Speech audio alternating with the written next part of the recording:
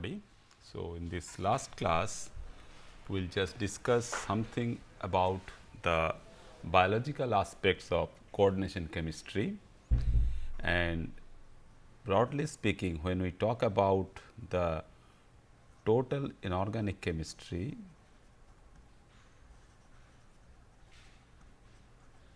and we find that some part of this particular subdiscipline of chemistry can be devoted to coordination chemistry,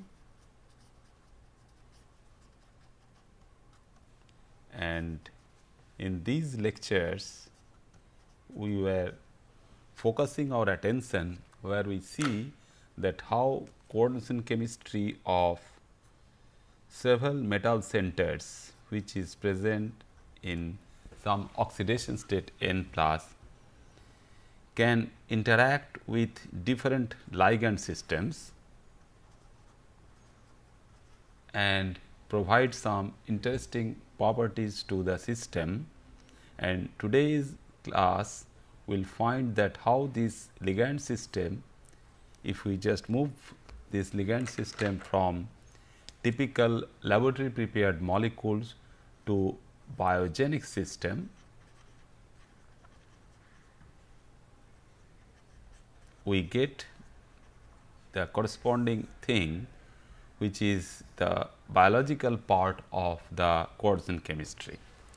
So, we consider this as the entire area as the biological coordination chemistry, and where we should have, everybody should have some very basic idea about the coordination chemistry. So, the coordination chemistry is an integral part for dealing with these biological molecules, and biologists should also know little bit of this sort of chemistry, otherwise it is very difficult to explain what is happening there involving large number of important metal ions and metalloids and non-metals. So, what we see that this is basically an overlapping area of coordination chemistry and biochemistry, which basically focuses the relationship between these two subdisciplines and focus their attention for the metal complexes in living systems.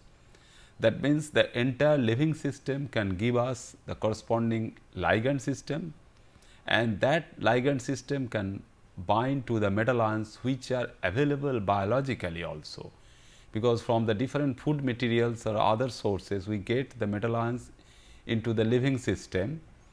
So, these metal ions, when they enter into the living system, they go from one part to the other and they involve in the transport mechanism of these metal ions. Then they are involved in speciation, that some metal ions are important for some molecules, others are not, and ultimately it can go for typical storing of the metal ions in some part of our body, say liver, in the human system, or in some other crystallite form in other animals and birds, etc. So, mineralization can also take place, and the mineralization of inorganic materials, not only the small molecules, but the big material type of thing is also important. And lastly, these molecules, some of these good molecules we all know nowadays in the area of, say, some point of the general knowledge, that some of these metal containing molecules are important drugs, such as cisplatin, we all know, that can be involved. That means that metal complex can be involved in medicinal therapy and diagnosis. Some imaging techniques can be done with these metal centers. So, these species can be some of these as the metal ions, starting from our potassium sodium balance. Potassium and sodium is important in different ATPases also. Then iron, which is important in our myoglobin and hemoglobin molecules in our cytochromes, and in some cases they can be some composite ions like molybdates. Instead of molybdenum center, we can have different number of oxygen groups as to the molybdenum center, making this as the molybdate center. So, this molybdate center can also be a very good important species for oxo transfer reactions. So, this particular compound, as I just now told you, that the cisplatin molecule, which is platinum bearing metal complex, and sometimes the carbonyl technetium. So, technetium, where carbon monoxide is your good ligand, can function as a very good medicinal molecule. In that way, the small inorganic molecules such as the well known toxic gas like carbon monoxide, then nitric oxide, then ozone, they all can go and bind to the metal center and function as very good ligand. So, the other part of this subject, the medicinal inorganic chemistry, we can have at one hand and biomineralization process, where mineralization can take place in the living system, where large amount of iron, say, which is not utilized immediately for blood synthesis, can be stored in our body and can function as an integral part of the living system. So, we see that from the entire periodic table, if we just focus some of these systems, because it is not possible to cover all these things, but we can classify them in terms of their some groups. So, these groups basically starting from sodium to iodine, they are essential elements which can function some nice important reactions in the living system, such as iron in blood, cobalt in vitamin B12 and all these things. So, out of the entire periodic table, we can have some of these elements and we consider them as bioelements, and these bioelements can range from the elements which are being utilized as the biomass, that means the molecules which are responsible for making the typical biomolecules, the carbohydrates, the glucose, the nucleic acids and all these, to the medicinally important elements. Some of these medicinally important, there is the technetium, which is a very good imaging agent. Then antimony and bismuth, they are also some, though they are toxic element wise or the ion wise, they are toxic to the living system, but they can be utilized for some important functions to our system. So, how we select these metal ions or these different bioelements for the function, important functions what nature can do for us. One such is the sodium and potassium ion. So, we know that within a cell system, always we can have some balance for the transfer of potassium ion and sodium ion. So, we will have a different concentration of sodium ion outside the cell and a different concentration inside the cell, and we only consume sodium ion as sodium chloride, but the potassium what we get from the different food material, it is coming from the food material, and they are basically important in different ATPases, where ATP molecules are getting hydrolyzed to give rise to some amount of energy. So, energy is generated with the use of these ATPases, and some of these ATPases can function only with the potassium and the sodium ion. And these potassium and sodium ions are important because through this passage and all these things we can have some channels therefore, and they basically play some important role in ion channels. So, whenever we do some of these reactivities, how this potassium and how, because these are some biological membrane, and how these biological membrane are being crossed by potassium and sodium and how they are bound. So, that way some important molecules we know that the crown ether type of molecules, where you have several number of oxygen donors. So, if we have crown ethers in our hand, so instead of only hydrated form of these potassium and sodium, we can have potassium interacting with the ether oxygen. So, these are the ether oxygen groups. Similarly, some biological molecules are available to trap this potassium and pass this biological membrane to take this potassium ion, which is required for our activity within the cell. So, it is important, therefore, the sodium and potassium is therefore important in the free form and in the bound form for intra and extracellular cations. So, some of these cations are present in large amount or the concentration is higher outside the cell and some having higher concentration inside the cell. They basically regulate also the osmotic pressure.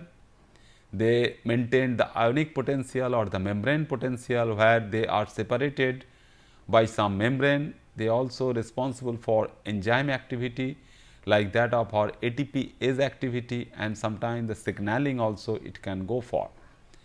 Similarly, the divalent non-transition metal ion like magnesium 2+, the bivalent magnesium, which is all we know as present in chlorophyll, which can show some corresponding reaction for the storing the energy from the sun for conversion of carbon dioxide and water to the glucose molecule in the photosynthesis.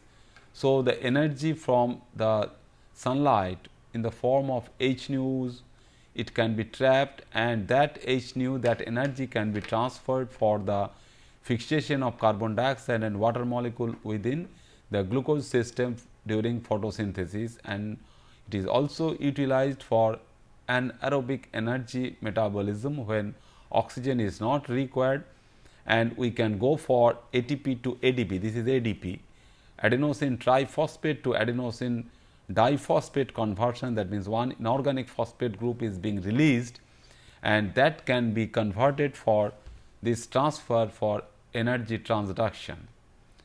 So, we see that other ions like after magnesium we have calcium. So, calcium like sodium and potassium can be involved in signaling process.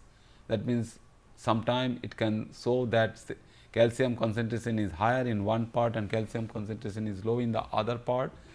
Then is involved in muscle contraction, enzyme regulation, and main inorganic part is for endoskeletal formation. That means, the formation of bones, the teeth, the bone enamel, and all these cases the common molecule or the common compound what is forming is Ca5PO4(3), which is known as hydroxyapatite.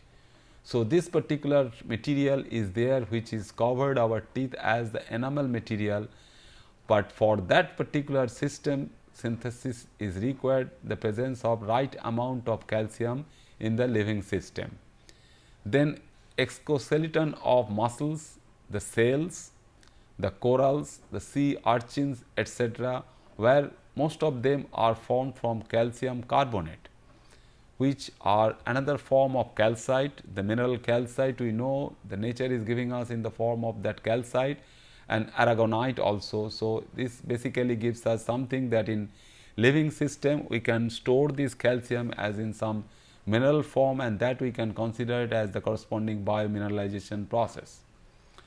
Then coming to the transition metal ions, large number of transition metal ions are involved and showing some activity in this bioinorganic chemistry, where vanadium to copper is involved there, and not only all these metal ions, but due to the electron transfer mechanisms or involvement of these metal ions in the redox enzymes such as cytochrome, cytochrome C oxidase, and all these cases they involved in different oxidation states. Vanadium such as in +4 and +5 oxidation state, molybdenum when it settles between +4 and +6 oxidation state, that means it can go for 2 electron transfer as well as the oxo transfer. So, the oxygenases, that means the transfer of oxygen from one group to the other from the molybdenum center to the substrate can take place with the change in the oxidation state of molybdenum from +4 to +6. In a similar fashion, tungsten can also function between these two oxidation state. Manganese, we all know that manganese can be easily go from a bivalent state to a tetravalent state, and one such manganese cluster is known which is manganese 4, and 4 such manganese centers are there which are bridged by oxo in a fashion like this,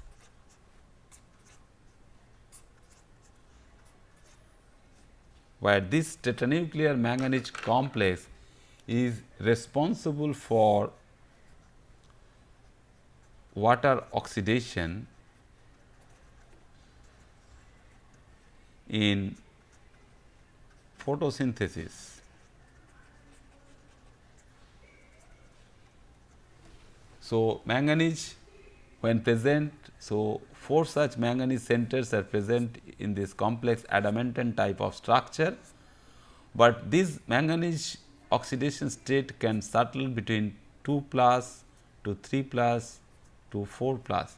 That means, electron transfer can take place where this water can give rise to the evolvement of dioxygen molecule. So, manganese, then iron, then nickel and copper, they are present in several dismutases and oxygenases, such as copper along with zinc is present in superoxide dismutases, where the generation of superoxide from the dioxygen molecule can be encountered, and it can go for disproportionation reaction to water and hydrogen peroxide sometime, and ultimately the catalases and peroxidases can destroy the accumulated hydrogen peroxide into the system. Then these two metal ions, that means iron and copper, can also involved in transport of oxygen. This particular one we will see in detail for hemoglobin and myoglobin molecule also in our body. Copper is present in hemocyanin molecule for dioxygen transport. So, these two metal ions are very important for electron transfer as well as electron storage. In the same way, these two metal ions can be involved for dioxygen transport and dioxygen storage. Then there are some molecules which are ferritin molecules, which can be utilized for iron storage in proteins for the biomineralization process, where iron is getting stored. Whatever iron we get slowly the different concentration of this iron from the food material, and that particular iron, ferritin, is taken up that iron and it is stored in some other form, and that particular storehouse of iron will be utilized for the synthesis of some important biomolecules such as cytochromes or hemoglobin or myoglobin. Then both the two oxidation states of iron, that means iron 2 and iron 3, they are present in magnetites such as Fe3O4, which are present in bacteria, and they are showing some magnetic property such that they can show the direction when these bacteria can move from one side to the other. Then homecoming pigeons also, bees also, they can see or they can feel the corresponding Earth's magnetic field due to the presence of these Fe3O4 crystallites within their body. Then cobalt, the cobalt in different oxidation states such as cobalt in +1, cobalt in +2 and cobalt in +3 can be utilized for the generation of cobalamins and vitamin B12, and sometimes the methylation of inorganic systems. So, these cobalt systems are utilized for the generation of, say, biomethylation reaction.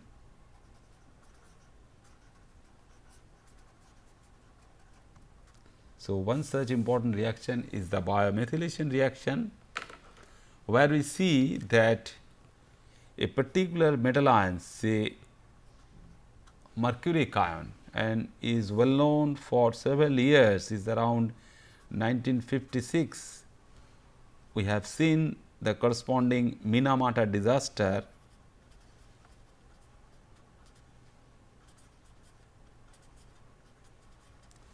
in Japan sea bay, where the poisoning effect of mercury from some industrial effluent. So, industry was responsible for the release of huge amount of mercury in the sea water, but some bacterial intervention was there. So, bacteria was available in sea water, sea bacteria particularly for this particular biomethylation reaction, where the Hg2 plus is converted to methyl mercury. So, this particular one having some metal carbon bond can be considered as an organometallic species, but which is much more deadly than the mercuric ion itself, because it has some other property. The lyophilic property is changing and it can cross the corresponding BBB, which we all know, which is known as blood brain barrier.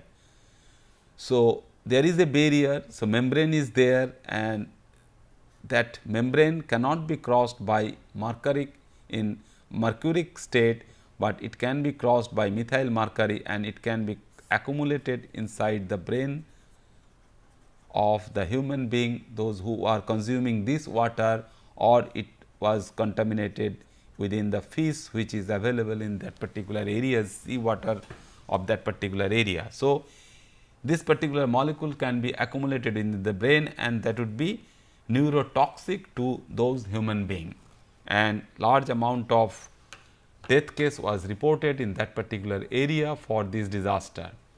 Then we have the non-transition metal ion like zinc 2 plus, it is forming the corresponding active center for different hydrolases responsible for hydrolysis reaction, then carbonic anhydrase reaction, then alcohol dehydrogenase reaction, different synthesis reaction in genetic transcription reactions such as different zinc fingers bound to thiol units, and then stabilization of tertiary and quaternary structure of the proteins, some interaction with the zinc center and repair enzymes.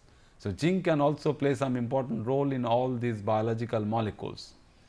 Then some main group elements like silica as silicates, they are responsible for building up bones, then silica gels and silica support in these different grass and plants, and the cells of diatoms they are present. Then phosphorus, as we have seen just now, that along with calcium, phosphorus is also an important constituent for the generation of this fluorapatite system for the dental enamel, then the formation of adenosine triphosphates also. So, all inorganic phosphates what we are forming in the biological system, such as the different lipid molecules, we know the glycerol is forming the different esters with the long chain carboxy acids, and that esters can sometimes be forming from the corresponding phosphate groups and they are phosphoesters. So, phosphoglycerides are known, and formation of those phosphoglycerides are nothing but the incorporation of the phosphorus into the living organism. Then they are also responsible for the activation of organic substrates. Then this is the thing that the formation of phospholipids in cell membrane, because one of the most important constituent for the cell membrane is the different phospholipids, and phospholipids are being formed from the different acids, the glycerol and the corresponding phosphoric acid part, which is generated through the accumulation of this phosphorus. And then the different phosphate esters, because the deoxyribonucleic acids and the corresponding ribonucleic acids, the RNA and DNA molecules all bear the different phosphate groups. Then selenium, like that of our cysteine molecule, because the cysteine we know that is a typical amino acid.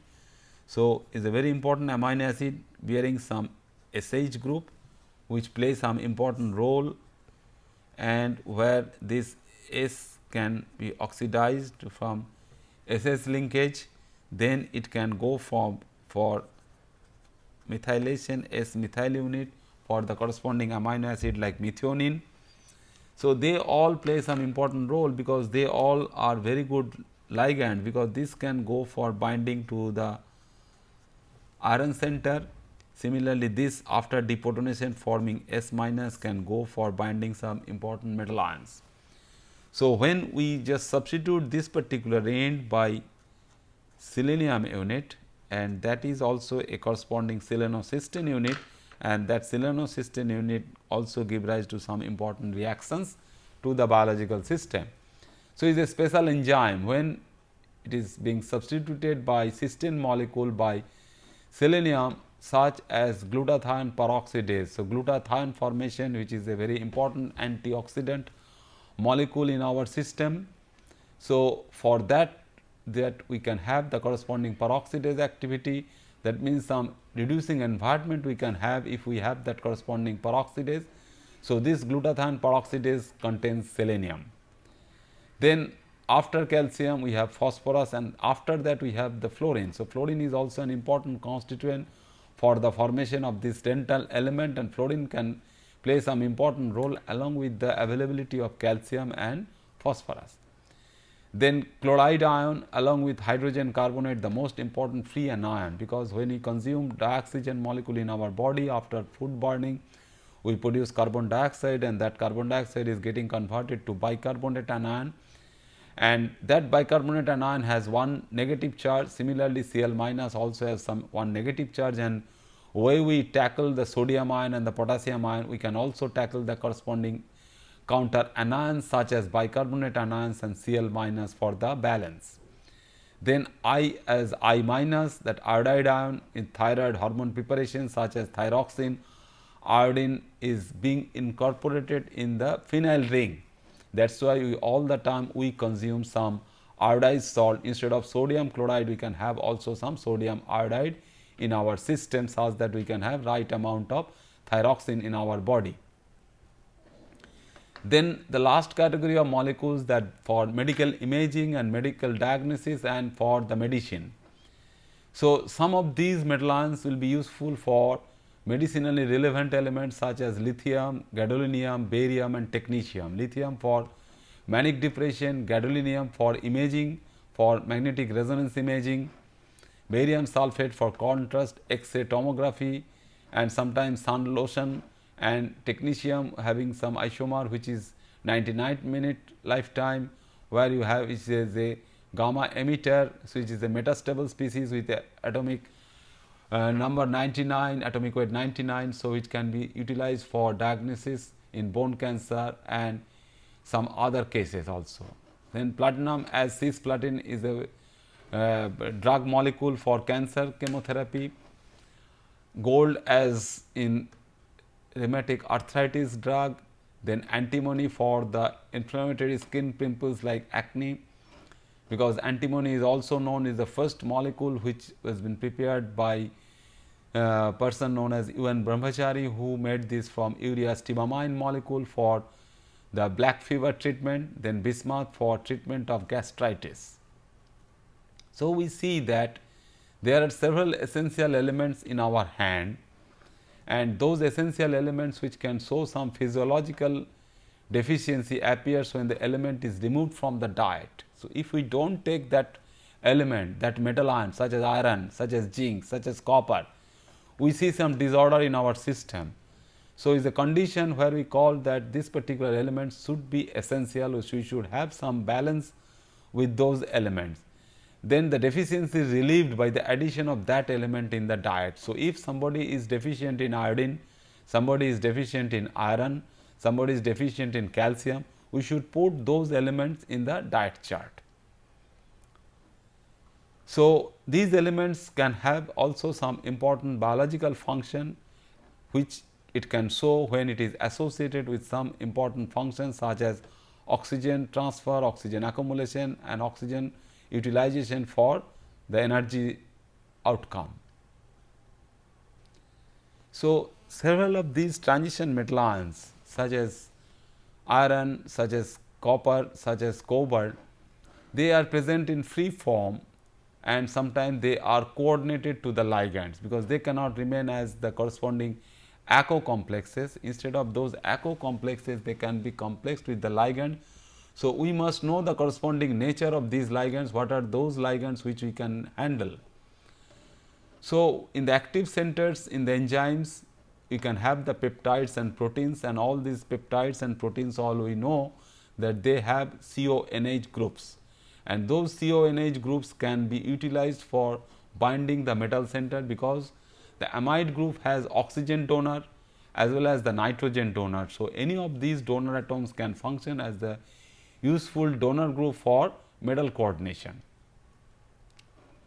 So, if we just go for these peptides and proteins in the biological molecules, so the amino acids are coming into the picture, and those amino acids first of all giving rise to the amide backbone. But apart from that amide backbone, depending upon the corresponding substitutions, the R function which is present in those amino acid can also be a good pendant group to bind the metal ion, such as tyrosine. Tyrosine has a phenol unit. So, phenol unit after deprotonation can give rise to the phenol oxygen, and that phenol oxygen can go and bind to the metal center.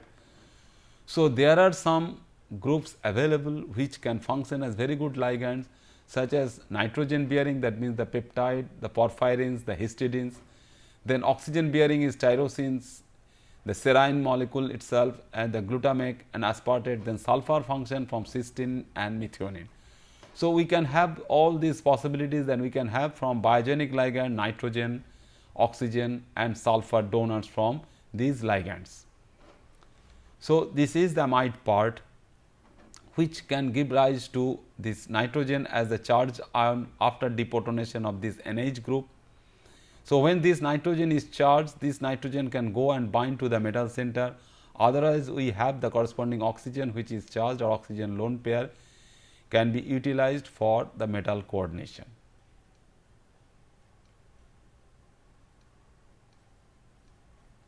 Then we can have the imidazole unit. This is the imidazole part, that heterocyclic ring attached to the histidine amino acid. So, when R part of the histidine is the imidazole part, so it can have different tautomeric forms. After deprotonation of this nitrogen also, this is the NH function and this is the N function only, but initially this nitrogen can go for, that means the delta nitrogen can go for metal coordination, but if you have the deprotonation, then this nitrogen in the charged form can bind to the metal center, and in some cases when the charge is delocalized between these two nitrogen atoms, we can go for bridging, such as we find in superoxide dismutase between copper and zinc. This group is present, this one binds copper center and this one binds the zinc center. So, this particular unit can function as a bridging group between copper and zinc in the biological system. Then this is the tyrosine unit, what I was just telling now is the phenol unit is present, this O minus can bind to the metal center, then aspartic acid and the glutamic acid having the carboxy end, and this carboxy oxygen with a charge which is blue in color can go for metal coordination. Then serine group can also give rise to the corresponding oxygen donor from the alcohol end. So, this is similar to that of the methoxy or ethoxy coordination to the metal center. Has then cysteine sulfur in S minus form, then selenocysteine through selenium, which is the analog of this cysteine unit, and methionine through thioether sulfur, which is a neutral sulfur, and this neutral sulfur can bind to the different metal centers.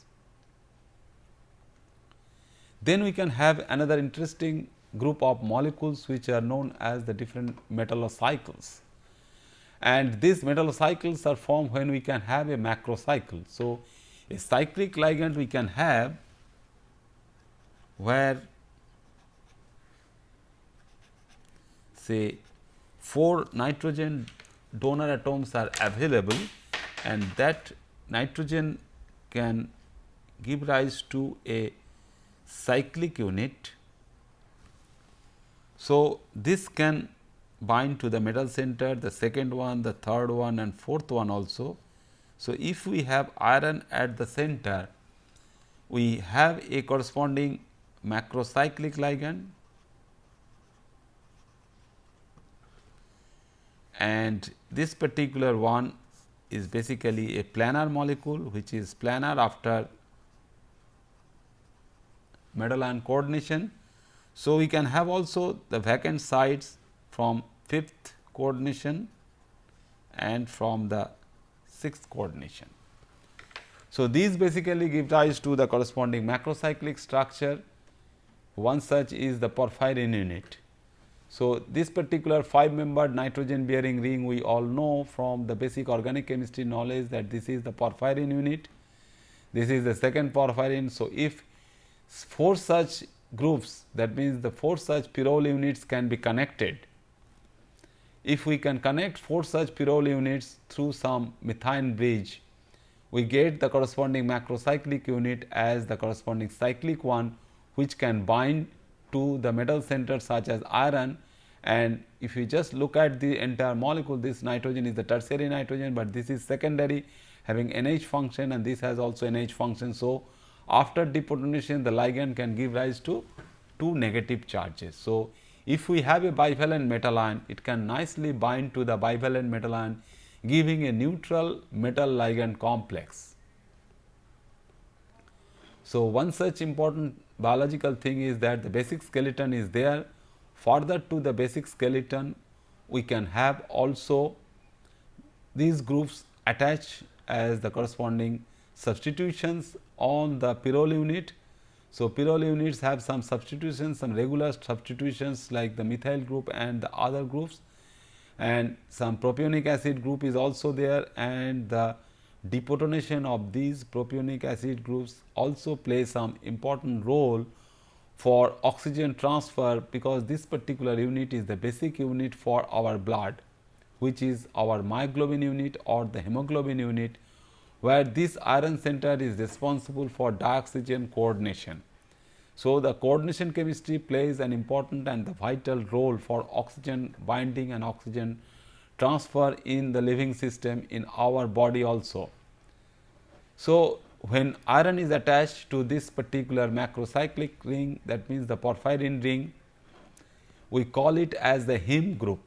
So, that is why the name comes for hemoglobin also. Heme plus globin unit gives rise to the hemoglobin unit. So, heme group consists of an iron ion held in a heterocyclic ring known as the porphyrin. So, this is our porphyrin ring. When porphyrin ring in plane go for binding to iron in the ferrous state, that means iron 2, it gives rise to the heme group. So, there are also several other groups which is also known as the hetero macrocyclic compound. Hetero macrocyclic means this is forming from carbon, hydrogen, and the heteroatom is the nitrogen. So, which is related to this particular porphyrin ring, but is found in vitamin B12. Its name reflects that it is the core of vitamin B12 and the cobalamin molecule. So, when we have the vitamin B12 molecule, another macrocyclic ring can go and function as a very good important biological ligand to bind the metal center, which is now instead of iron is now cobalt. So, like that protein chain, like that polypeptide chain, we have these like groups of ligands which are also biologically found. So, it is available in the living system. So, such thing is this, which is little bit different from this one, but again some reduced pyrrole units are there, and which is known as the Corrin ring. This is different from the porphyrin ring, and in this case we have 4 such methylene units. So, this 1, 2, 3, 4 carbon atoms are there, but here we do not have such linkage, is a direct connection between these 2 reduced pyrrole units. So, it basically gives a different type of environment or different type of cavity for metal coordination. That is why the cobalt center which is present with this particular ring is of different type compared to that of our iron center. So, macrocyclic rings also play some important role for this biological coordination chemistry. Then, if we come for a particular metal center like iron, so when iron we take off with the food material, we chew it and we mix it with the saliva, and when it is processed we take some amount of free iron in our mouth, and mostly it is present in the ferric form, because iron cannot be present as the ferrous form, because the saliva and during chewing it can be converted, it can be oxidized by the oxygen available in there to the ferric form, and thus it enters into the gastrointestinal tract as ferric ion. So, whatever iron we consume as our food material, we consume it as the ferric ion, and in the intact form it goes to the small intestine, and ferric iron there is reduced to the ferrous form. So, once it can go for a reduced environment. So, when the reduced environment is available, we can go for an electron transfer. So, if we present for this how we incorporate this iron, the ferrous iron, into the porphyrin ring for the synthesis of myoglobin, and 4 such myoglobin units can bind to each other to give you the hemoglobin molecule. So, whatever iron we are consuming as Fe3 plus in small intestine, it is reduced to Fe2 plus, and after reduction it is being carried to the porphyrin ring for the coordination. So, this reduction is important. So, some important groups of molecules are also available for this sort of reduction. So, in the ferric state, it can be absorbed by the epithelium cells of the mucosa. So, when it transferred in the blood serum, it is required to reoxidize to ferric form wherever it is required. Otherwise, it is only present in the ferrous form. So, the oxidation of this, that means the ferrous to the ferric form in the mucosa, is some cases is also catalyzed by the copper enzymes. So, for good assimilation of iron, it is not that we have some deficiency in iron, we have some shortage of iron, we do not have much iron in our body, we do not take much iron in our food material, through our food material. But the thing is that for right assimilation of this iron, we need also copper. So, copper enzymes such as ceruloplasmin, which is a cluster type of arrangement, not a mononuclear system. It has 7 copper centers present, and such a cluster type of arrangement can give rise to a transfer of electron if each and every center can give rise to 1 electron. So, altogether it can give rise to 7 electrons from the 7 copper centers which is present in this ceruloplasmin molecule to convert the corresponding iron of that same number to the ferric form. So, the redox between the redox chemistry involving this coordination chemistry, because all these coppers are bound to the ligand system, is important for the corresponding redox chemistry for the iron which is being stored and saved in our body for the synthesis of some right number of useful molecules. So, when these ferric ions are taken up by some groups of molecules which are known as apotransferrin.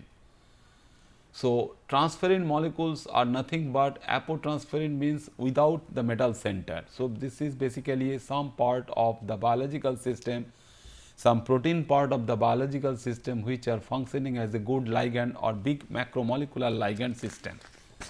So, the big macromolecular ligand system, when it go for iron binding, we find that apotransferrin after coordination of ferric ion give rise to the transferrin molecule, but that binding is not so easy because one carbonate anion is required for the coordination of iron to give us the corresponding ferric transferrin molecule in the transport system which is required for iron transport. So, ferric transferrin Fe3 plus is incorporated within the transferrin molecule, and this transferrin molecule tells us that we can have this incorporation, that means we can have some donor points available for the carbonate ion, such as that what we know that when we do some coordination chemistry of ferric ion with some ligand, we get something that we have FeL3 type of complex, but if the L is a neutral one, if L is not providing any charge to the system, so we have 3 plus charge. So, for charge balance we need some anion. So, anion is required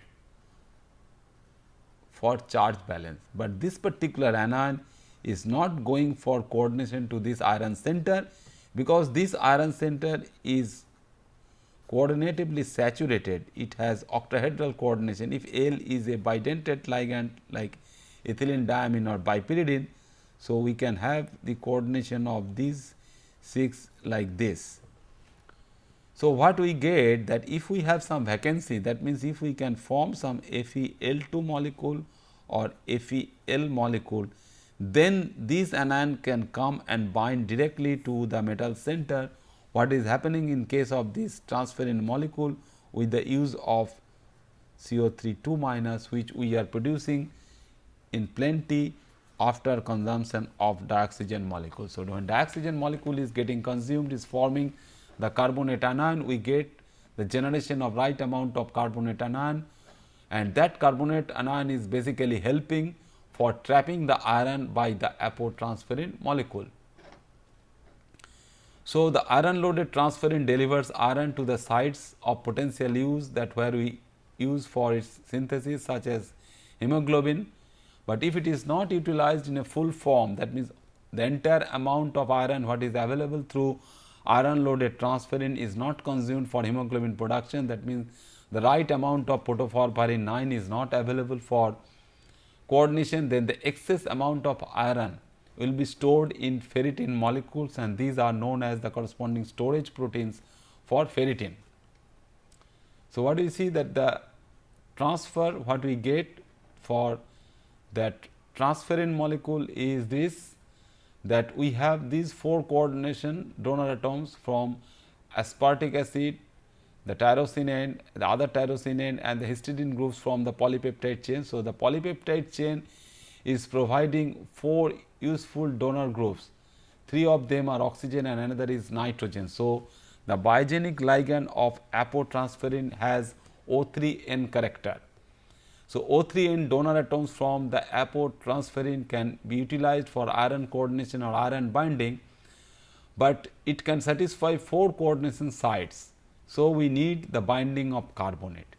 So, whatever thing is happening there, and this carbonate is also stabilized by some hydrogen bonding interactions or ion pair interaction from some arginine side end of this transferrin molecule, and this charged end is stabilized through some ion pair interaction.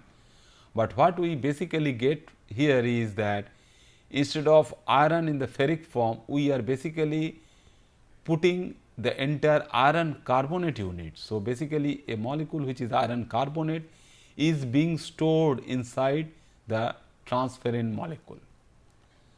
So, the iron 3 carbonate transferrin complex is this, which has coordination of carbonate, which is supported by salt interaction or ion pair interaction or hydrogen bonding interaction with the arginine residue in the protein pocket. So, protein pocket has this particular side chain in this particular direction, and in that direction only carbonate can go and approach our iron site.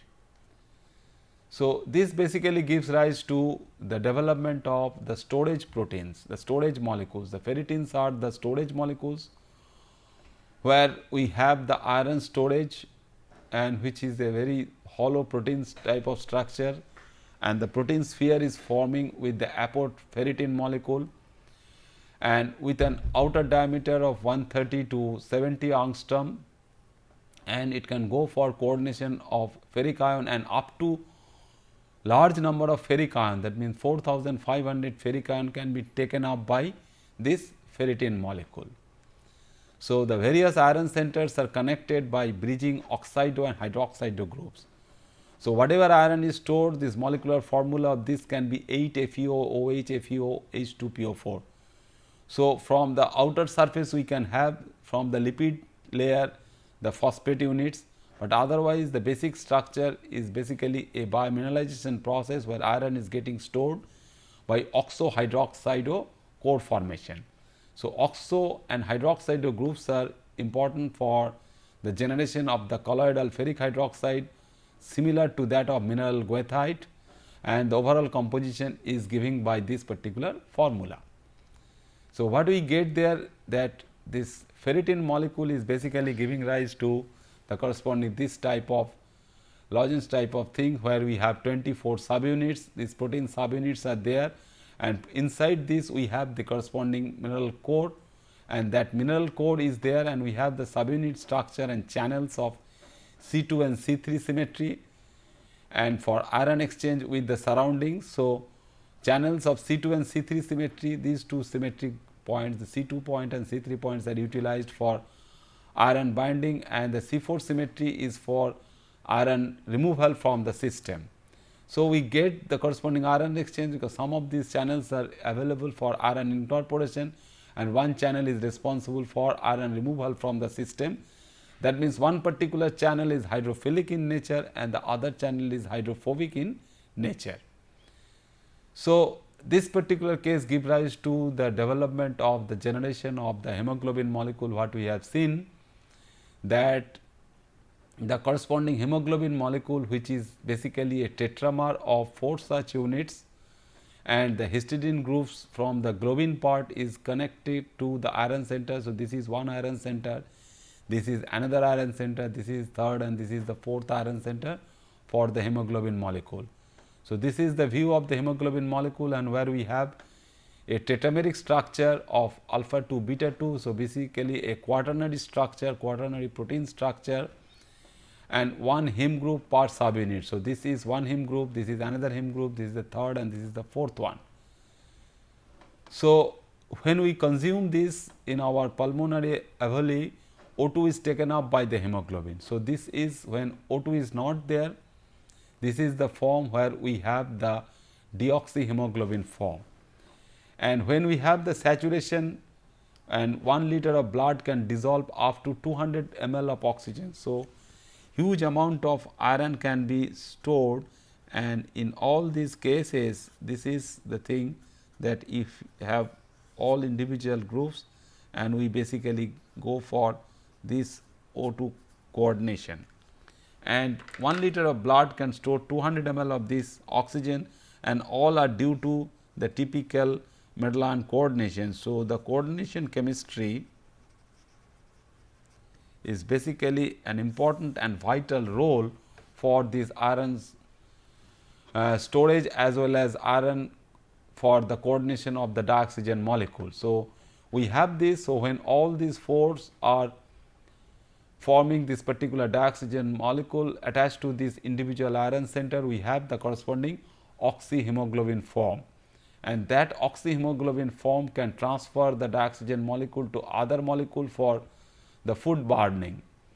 So, this transport of oxygen by hemoglobin can go for the bloodstream, and we have the right amount of this dioxygen molecule, and that dioxygen molecule is stored in the myoglobin, and the storing process is basically given by the equilibrium between the deoxy form of the hemoglobin and the deoxy form of the myoglobin, and Fe2 plus in this deoxy form is in high spin state, and it is showing paramagnetism, and it corresponds to 4 unpaired electrons, and its diameter is 92 picometer, and Fe2 plus thus has too large to fit in the pocket of the protoporphyrin, which is a planar macrocyclic ring, and above which your Fe2 plus is sitting, and that Fe2 plus when binds to the dioxygen, we can have 2 different types of oxygenation curves. One is for the hemoglobin, which is basically S-shaped, and we call it as a sigmoidal curve, and another is of corresponding different type, which is different from that of the sigmoidal curve, and due to this thing we know that they have the corresponding difference in oxygenation reaction. So, whatever oxygen is stored in this hemoglobin is transferred to the myoglobin, because hemoglobin has some different affinity which can be oxygenated easily at low partial pressure compared to the myoglobin molecule. That is why we go for transfer of oxygen molecules from hemoglobin to myoglobin. So, the sigmoidal shape of the hemoglobins therefore is giving rise to the corresponding oxygen dissociation curve, and that basically giving us the corresponding cooperative binding of the dioxygen molecule by the hemoglobin. So, this basically gives us something that iron 2 plus is displaced from the plane which is spanned by the porphyrin ring and is going towards the corresponding ball shape of the porphyrin for oxygen coordination and is in the tensed form. As a result, the deoxyhemoglobin is termed as T form, and on uptake of oxygen, iron spin converts to the low spin and the reduction of its diameter is from 75 picometer to 69 picometer, and having no unpaired electron with unpaired electron respectively for this transfer. And this basically gives rise to the thing that due to this transfer, iron is basically moved from the plane of the porphyrin. So, the tensed form is converted to the relaxed form, and these two forms are very much important for the transfer of oxygen to our cell system for the food burning. Thank you very much.